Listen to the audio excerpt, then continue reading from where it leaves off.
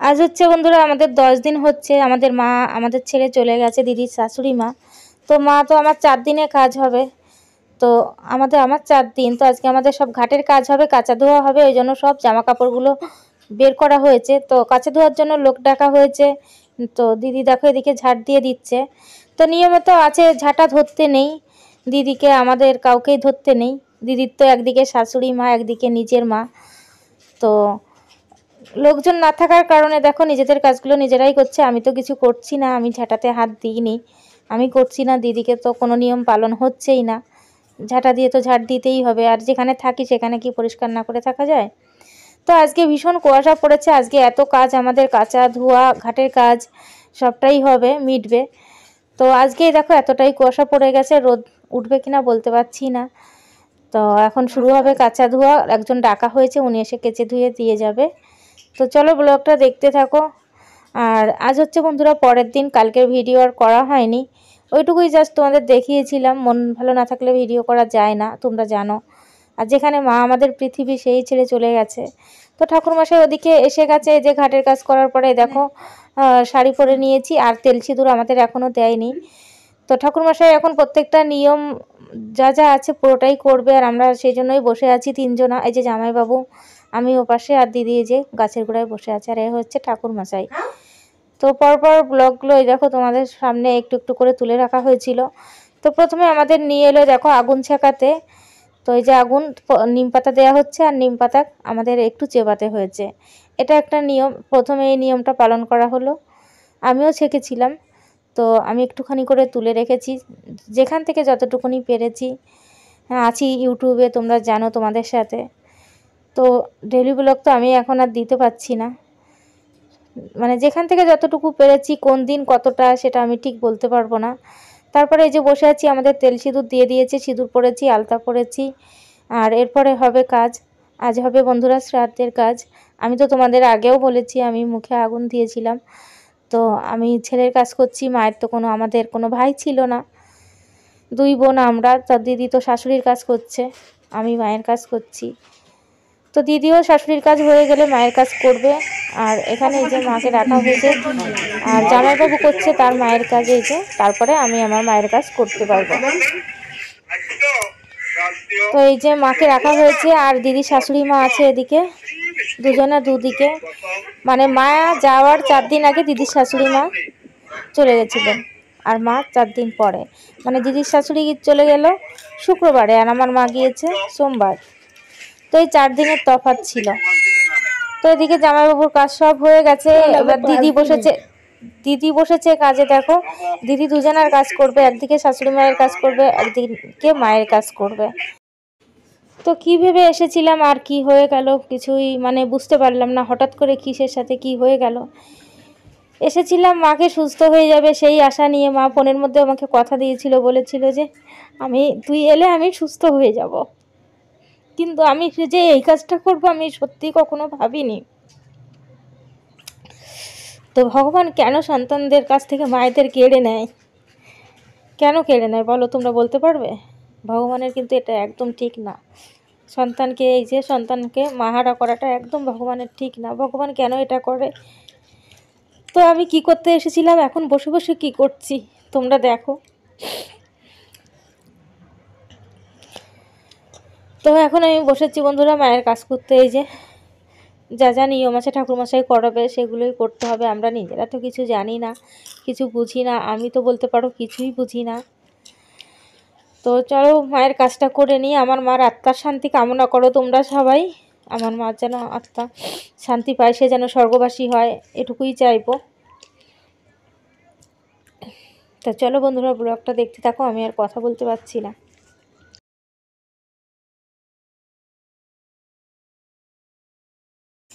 তো কালকে তো আর ভিডিওটা বন্ধুরা বাড়ানো হয়নি, শ্রাদ্ধের পরে সব কাজবাজ সেরে তারপরে আমাদের কালকের দিনেই না ঠাকুরমশাই সব কিছু করে দিয়েছিলেন। তো সব করে দিয়ে উনি চলে গেলেন, তারপরে আমি আর কোনো ভিডিও করিনি। এটা হচ্ছে পরের দিনের। তো পরের দিন এই দেখো এই যে মা, আর পাশে আছে মাই মা, মানে দিদির শাশুড়ি মা। তো আজ হচ্ছে সব বাজারঘাট এসে গেছে, কালকে হবে আশপান্না। তো মায়ের শান্তির কামনার্থে কিছু লোকজনকে খাওয়া দাওয়া করানো হয়, সে তোমরা জানো। তো এটা পড়েছে বুধবারে। তো আমি এই যে ভিডিওটা করেছি মঙ্গলবার। আজকে আমাদের বাজারঘাট সব করা হয়ে গেছে। আর এখানে আমি দেখো এই যে খাবার বানাচ্ছিলাম বলতে দিদিরা ওই যে তোমরা দেখতে পেলে সবজি টবজি বাজারগুলো এসে গেছে। তো আমি একটু রুটি আর একটু আলু চচ্চড়ি করেছি বন্ধুরা। আর এই মাছের তরকারিটা কালকের একটু গরম করে নিলাম। তো সকালবেলায় ওরা এসেছে, এখন খেতে দেবো, খাবার গরম করছি। আর এই হচ্ছে দুপুরবেলার রান্না বান্না হবে। দিদিরা আবার বেরিয়েছে মুদির দোকানে, মুদির বাজার করতে। মুদিখানায় যা আছে, তো চিংড়ি মাছ আছে এখানে আর আমুদি মাছ। তো ওই আমুদি মাছ দিয়ে দেখো পেঁয়াজ কলি দিয়ে একটা পাতলা ঝোল হচ্ছে, আর হবে চিংড়ি মাছ দিয়ে ওলকপির তরকারি। তো যেখান থেকে যেমন পেরেছি একটু একটু করে তুলে রেখেছি। এই যে ওলকপি আলু, ওর উপরে আছে চই ঢাল। চিংড়ি মাছ দিয়ে ওলকপির তরকারি হচ্ছে আবার দুভাগে করে, একটাই ঝাল আছে একটাই ঝাল ছাড়া। তো চলো রান্নাবান্নাগুলো সেরে নিই। আর এখন বাজে বন্ধুরা 3:30। মাকে যেখানে খেতে দেওয়া হবে কালকে, সেখানে দেখো লেপে নমস্কার করে নেমন্তন্ন করে আসা হয়েছে। এসেছি। আর এই যে দিদিদের বিড়ালটা দেখো কম্বলের উপরে সে শুয়ে আছে, কালিয়ার নাম। আর আমরা এখন একটু শুয়ে আছি, উঠে বসেছি। এই যে কালিয়ার রানী এই যে পাশাপাশি বসে আছে।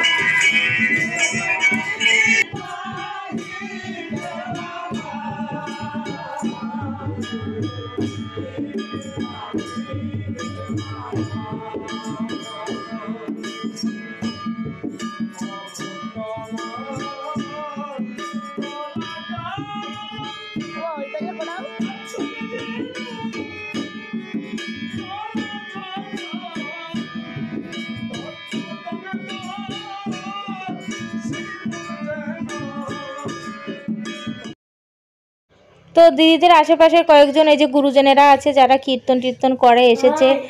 আর মায়ের শান্তির কামনার্থে আজকের এই কীর্তনটা দেয়া হলো। সন্ধ্যেবেলায় এসছে, অনেকক্ষণ থেকে কীর্তন হবে, আমরা সবাই বসে আছি। তারপরে হচ্ছে বন্ধুরা এটা হচ্ছে পরের দিন বুধবার। তো তা তোমাদের বললাম যে কিছু লোকজন খাওয়ানো হবে, 150 মতন লোক নেমন্তন্ন করা হয়েছে। তো রান্নাবান্না এই যে শুরু হয়ে গেছে, এখন বাজে তাও প্রায় 7:30। তো এই যে এদিকে দেখো কাতলা মাছের মুড়োগুলো ধুয়ে নিচ্ছে। এই কাতলা মাছের মুড়ো দিয়ে হবে মুগের ডাল। তো আর এদিকে সবাই দাঁড়িয়ে আছে। আর এখানে হবে পটল চিংড়ির জন্য মশলা কষাচ্ছে দেখো, নারকেল তারপরে মশলা দিয়ে চিংড়ি দিয়ে কষিয়ে নিচ্ছে। আর এদিকে সব মানে দুজনা এসছে, একজন রান্না করছেন আর একজনে হেল্পার সবজি টবজি কেটে দিচ্ছে। আমরাও কিছু সাথে কাজবাজ করেছি। তো মিলেঝিলে হয়েছে রান্নাবান্না, এদিকে হচ্ছে। আর লোকজন সব তো দুপুরবেলায় খাবে। আর মাকে যেখানে নেমন্তন্ন করা হয়েছে সেখানে দুপুরবেলা সবার আগে খাবার দেওয়া হবে, বাবা মা দিদির শাশুড়ি মা 3 জনাকে। আর এদিকে দেখো এই যে কাতলা মাছটাকে ভালো করে ধুয়ে নিচ্ছে, কাতলা মাছের কালিয়া হবে। তো আজকে রান্নাবান্না হচ্ছে বন্ধুরা উচ্ছে আলু ভাজা। আর আগে বলে নিই এই ঘরের মধ্যে করছি আমি ডিম আর মাংস, কারণ যেটা বলে নিয়মে আছে আজকের দিনে যদি যে জিনিসটা খাবে না মাছ মাংস ডিম সেটা সারা বছরই খাওয়া যাবে না। ওই জন্য ঘরে একটু মাংস করলাম, ডিম করলাম, আর অল্প করে একটু পিঠেও বানানো হবে।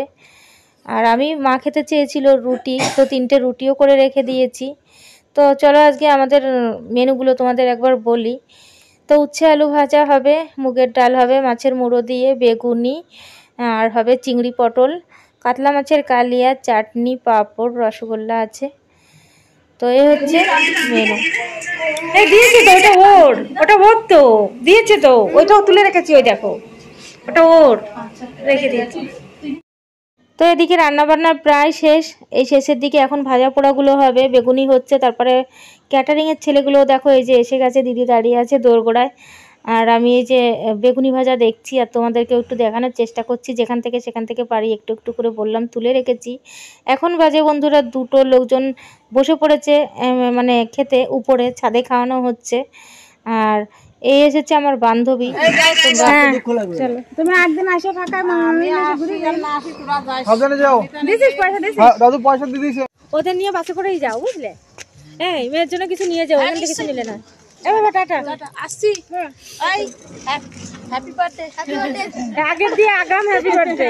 কাই হবে মানে দেখ দেখ দেখ ছেলেটাকে দেখ, ভালো ভালো মানে ওর মন মানসিকতাও ভালো। তো আমাদের উত্তরপাড়া থেকে শ্বশুরমশাই এসেছিলেন, আমার শ্বশুরমশাই আর ওই যে একটা বান্ধবী। তো ওরা চলে গেল, মামা মামিরাও চলে গেল। তো রান্নার পরে তো মেনুগুলো তোমাদের দেখানো হয়নি, এখন শেষে দেখাচ্ছি। খাবার দাবার এতটুকুই বেঁচে গেছে। তো কম কিছুই হয়নি, বরং আরও 10 জনের খাবার বেঁচে গেছে। তো এ হচ্ছে তোমাদের পরে দেখানো হচ্ছে। আমি তো তোমাদের বললাম আমি ঠিকমতো কোনো কিছু করে উঠতে পারিনি, তো এইভাবেই দেখানো হলো। এ দেখো এগুলো সব বেঁচে গেছে, এগুলো এখন গুছিয়ে রাখা হবে, আরও 2-1 জনকে দেওয়া হবে। আর আমি সারাদিন সামনে আসিনি, এখন একটু এলাম, এই শাড়িটা খুলতে যাচ্ছিলাম।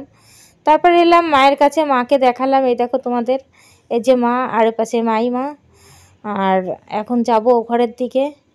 কি হয়ে গেল কি থেকে তোমরা দেখো, মা কোথায় বিছানায় শুয়েছিল আর কোথায় চলে গেল।